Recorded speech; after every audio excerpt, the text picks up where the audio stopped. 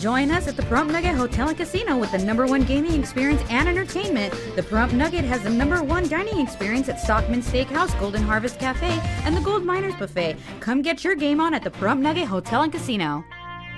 Well, I'm an engineer, and I've worked on the for DOE programs for most of my life. Last 4 or 5 years, I've been supporting Darrell Lacey over the Nuclear Waste Repository Project Office on various issues related to nuclear waste.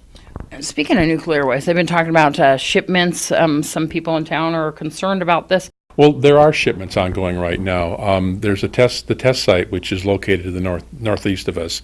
It's about 50 miles away. The Nevada test site has a low-level waste facility, and they bury low-level nuclear waste and mixed waste from the cleanup of DOE facilities there. So that's been going on for quite a long time. So there are a number of shipments coming through town already. When I talked to the town board a couple of weeks ago, I was giving them numbers that are in the new environmental impact statement that suggest there could be as many as 2,500 trucks a year in Nye County hauling nuclear waste, low-level waste. And when we went back and checked the historic numbers, and the historic average is probably closer to about 800 trucks. So maybe 3 or 4 trucks a day are coming through Nye County, probably most of them coming through Pahrump, taking low-level waste to the test site. What is low-level waste? First of all, it's nuclear. It's radioactive. And the way the classification system works in the United States is it breaks it up into what is called spent nuclear fuel, the material that's actually in nuclear reactors that makes electricity.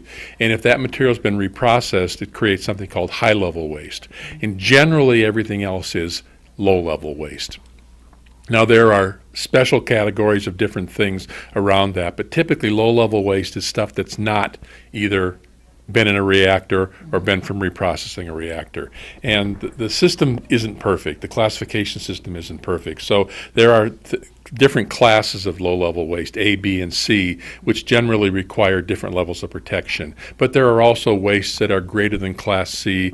There are wastes that are called special performance assessment required wastes, or special nuclear materials, have to be treated a little bit separately. And that's what we were talking about with the town board. There is a special nuclear material that's coming from the cleanup of the Oak Ridge facility in Tennessee, and they call it uranium-233, U-233. It's actually almost 75% U-235, which is the material, the uranium isotope that they can make nuclear bombs from. So we're talking about special nuclear material, and the issue that we've been raising is that we don't believe that should be classified as low-level waste.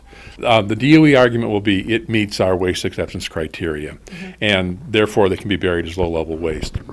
If this were a commercial program with fissile material, special nuclear material, almost certainly it would be considered either greater than Class C or high-level waste, in which case it would have to be buried in a repository, like what we looked at for Yucca Mountain. So that's really the issue. It's not so much a safety issue. I think we're all convinced the transportation can be done safely.